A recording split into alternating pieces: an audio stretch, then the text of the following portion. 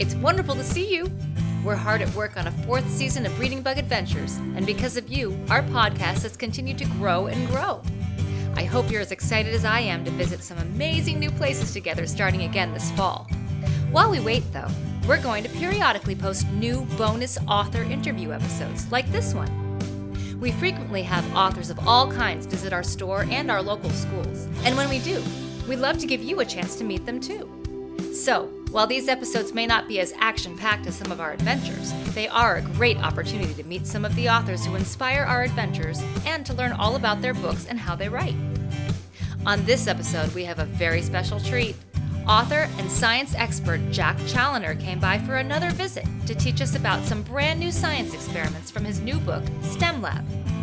The author of 45 books on science and science experiments, many of them for kids, Jack always delivers incredible facts and interesting experiments when he visits us. Reader, are you ready to hear from Jack Challoner? Then what are we waiting for? Let's fly to our bookstore together. It's time for a Reading Bug Adventures author visit.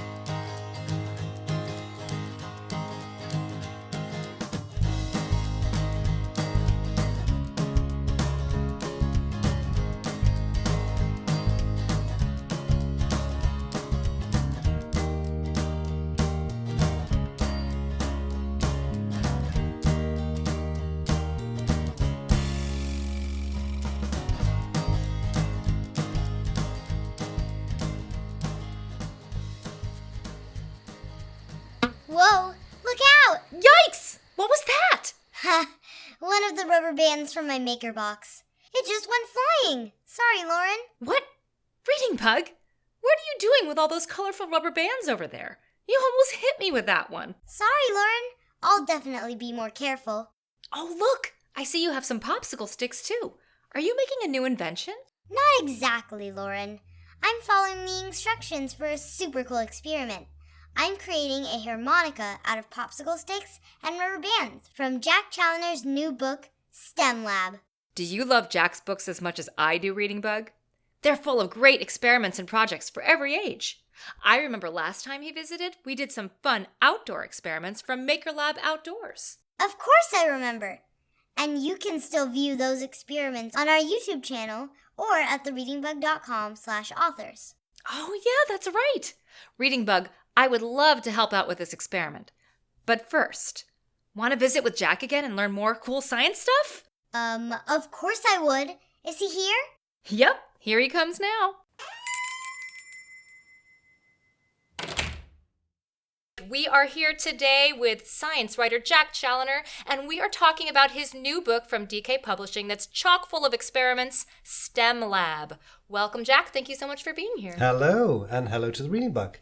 So, Jack, we were so excited to have worked with you last year, and we saw some really fun experiments from your other books, the original Maker Lab and Maker Lab Outdoors, which our listeners can still view on YouTube and on thereadingbug.com/authors. Great. But before we begin talking about your new book, could you go back and tell us a little bit about how you became a science writer, what you studied, and how you decided to get into writing about it? Well, I guess it all began when I was pretty young and I was really curious about how the world works, why the sky is blue, all those kind of questions that kids always ask. And I was one of those kids who was really curious, and I guess I just stayed curious. And I think my dad used to answer those questions and then maybe asked me more, and that probably helped me stay curious.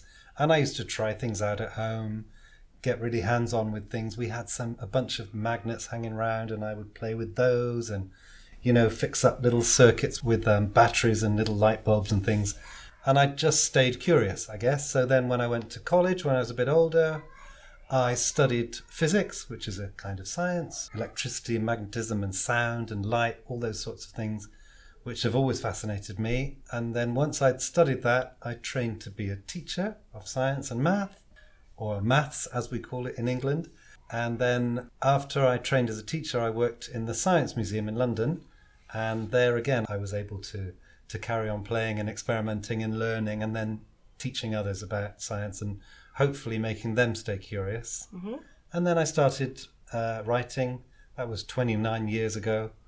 And so I've written 45 books for people of all ages, children and adults, and on all sorts of different scientific topics. And yeah, I love it. I'm still curious now.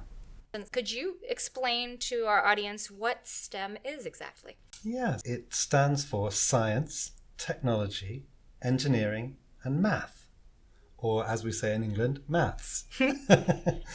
And the science part is, I guess, that part where people question how things work, and they come up with ideas of how they work, and then they come up with experiments that test those ideas. And through that process, the scientific method, we find out the answers to those questions like, why is the sky blue? How do plants grow? How far away are the stars? This kind of thing. Science can find the answers. There's still a long way to go.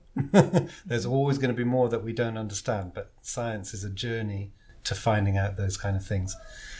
Technology is any sort of tool or machine or device that helps you do something. So all technologies are invented. So even a chair is a technology, really. Your smartphone is a technology, televisions, bicycles, screwdrivers, all these things are technology because they're devices that help you do something. And in inventing technologies, the inventors will use the knowledge from science. So technology and science are really closely related. And then engineering is about how those devices and machines are made. So what materials you would choose to make them from, what shape you'd make the different parts of the machine. So an engineer designs the technologies to work as well as they can. And there are specialist engineers. There's electrical engineers who will design electric circuits to work the best way they can. There's acoustic engineers who work out how sound bounces around in rooms. There's aeronautical engineers who design aeroplanes and the structures of the wings and all this sort of thing. So engineering is about how to make technology work to its best. Mm-hmm.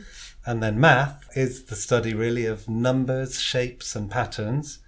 And math comes into measurement. So if you're building technologies, if you're an engineer, you really need to understand how to measure, what to measure.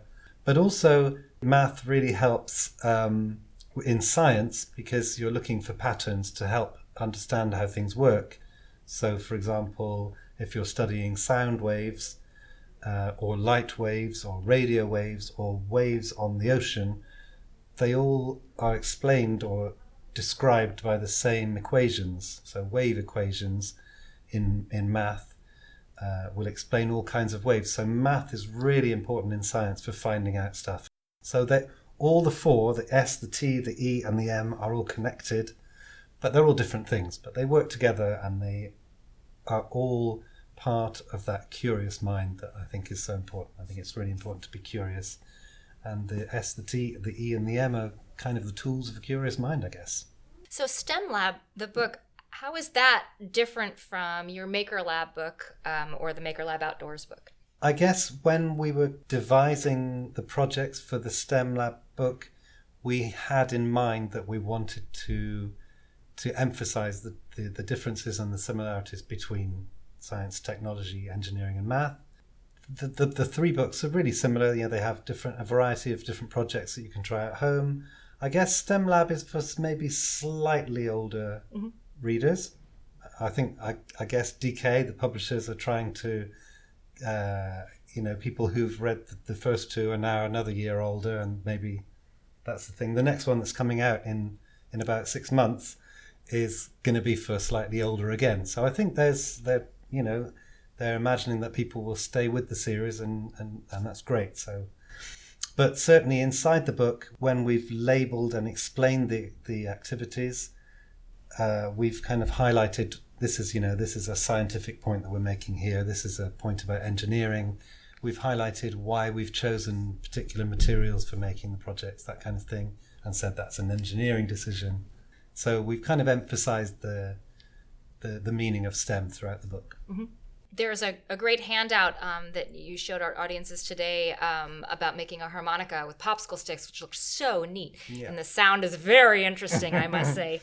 I'm sure to annoy parents, but also a really cool project. Yeah. And if you live close by the Reading Bug, you can pick up a copy of that in addition to your book. And if you're far away and you're actually a Reading Bug box subscription box subscriber, they'll be getting those handouts in their boxes coming up soon, which is pretty neat.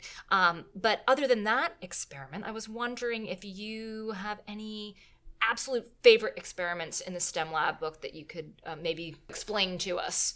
I've got two favorites, really. One is, I'll save my very favorite till second, but one of my favorites is the wave machine. And this is something that takes quite a lot of patience to make, but it's made with duct tape, and you have to lay out, a couple of dozen, maybe 20, maybe 30 wooden skewers along the duct tape, and put another piece of duct tape on top, so that you have the duct tape going along and the wooden skewers going across it at 90 degrees there. And then you have little bits of modelling clay on each end of every one of the wooden skewers. And then what you do is with a friend, you hold one end, and then the other friend holds your friend holds the other end, and you kind of twist your end. And then what happens is that twist, that disturbance, passes all the way down to the other end and reflects off the other end and comes back again. And it just looks very beautiful. It's a very beautiful thing. And it really demonstrates how waves work, how waves can pass a disturbance along. So it's a beautiful demonstration of that, and it's a lovely thing to make. But my absolute favourite from the book, I have to say, is the wind-up car.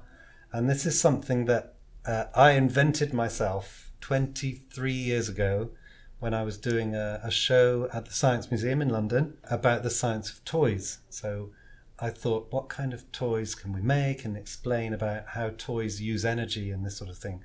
So I looked at wind-up toys, and inside every wind-up toy is a long metal coiled-up spring called the mainspring. And when you wind up the toy, you're winding up this spring, and that stores energy inside the toy. When you let it go, that makes the wheels spin round or makes something on the toy happen. Maybe the helicopter blades spin around, that kind of thing. So I thought, I can't really make a mainspring out of metal, so I'll try to make one out of card. So I designed this toy out of with a card mainspring, and it worked really, really well. So when it came to choosing the projects for the STEM Lab book, I said to the team, this would be a really good thing, and they loved it. But then they engineered it. They changed the materials and they changed the look of the thing. They made it with smaller wheels, and they put rubber bands around the wheels so that it would grip the ground better. And they improved my design. But it's my favourite one because I invented it, and then they engineered it. And it's a good example of how engineering works and how invention works. And there's plenty of science in it as well. When we visited the Wright brothers and sister when they were children, we got to see one of their toys, didn't we, Lauren? It was called a Penod's helicopter, and it flew high into the air, powered by a wound-up rubber band.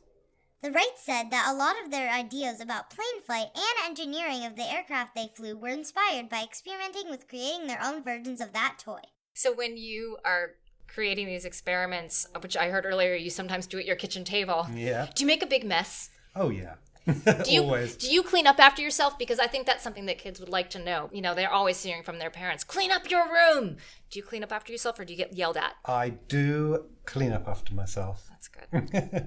But I always have, so I have quite a large kitchen. It's a kitchen diner. There's a big table in the middle, and I always make a mess when I'm doing this kind of thing. I have a box where I keep things like plastic bottles, straws, always on hand, so that if I need to develop another idea, or I just want to have a play, then the things I need are always on hand. I've got tape and double-sided tape and all the things I need in a big box in the room just next to the kitchen. So it's like your maker box. Yeah. We have a maker box at home too. We put all sorts of ribbons and different things in, so the kids can just build and invent their own things. Yeah, it's great. And I've got my maker box right here. See? So you visit schools all over the place, and this weekend you'll be at Maker Faire in the San Francisco Bay Area. Yeah. When you visit kids and you take questions from the audience, is there a question you get asked all the time? Well, I think the thing with kids' minds is that they come up with the most surprising things. Or if I ask a question of the audience, they will come back with something really surprising, always, because I think kids are really creative and you just can't, and they're unpredictable. And that's why I love talking to groups of kids about science, because their minds are bright and ready to explore. And so I can't think of a specific example of something really out there that some kid has said, but always surprising. There are a few questions I wanted to ask you that I think everybody wants to know. One is, what is your favorite color? Well, when I was growing up, my favorite color was always blue. But I think now that I'm a bit older, it's brown, and I don't know why. Brown? I love all different shades of brown. I've never heard that before. Blue is a lot more popular. But yeah. So what is your favorite book that you've written? Well, there's 2 or 3, maybe. Oh, can I say 3? Sure. No, really? Why not? Okay. I mean, you've written 45, I have, yeah. All 45 I like. Yes. My favorite, I think, the one that I'm probably most proud of, is a book called The Diary of Curious Cuthbert. And I really like it because all of the other books I've written are all non-fiction. So they're all just straight explaining things, which is great. I love it. I try to make it interesting. And some of them have lots of projects in, like the STEM Lab. So I love them. But sometimes I want to just write creative, stories and things like that, or poems. I write a lot of poems for myself. Mm-hmm. So, and I love writing in rhyme. So this book, The Diary of Curious Cuthbert, it was written entirely in rhyme. It's a whole book with stories from this fictional character called Cuthbert. And he's an inventor and a scientist. So it's a way of explaining science without just explaining it. It's a story, and it's written in rhyme, and I love it, and I'm very proud of it. Can we read a little excerpt, maybe? Could we? Yes. Really? Please? Oh, my goodness, yes. Why not? This is from the chapter called The Talking Cat. In April 3 years ago, so Cuthbert wrote, he was walking along with a song in his throat when out of the corner of one of his eyes he saw what he soon came to realize was a crowd forming over the road. The people who'd gathered just stood in amazement, as if their feet had been glued to the pavement, as if their eyes were held open with sticks, as if they'd been dazzled by magic tricks, as if they'd seen something explode. So what were these people all gawking at? What had amazed them? A talking cat. In films and cartoons it's no big surprise, but would you believe your ears and your eyes if you saw a talking cat? The brain of a cat is the size of a pea, not like the brains that are in you and me.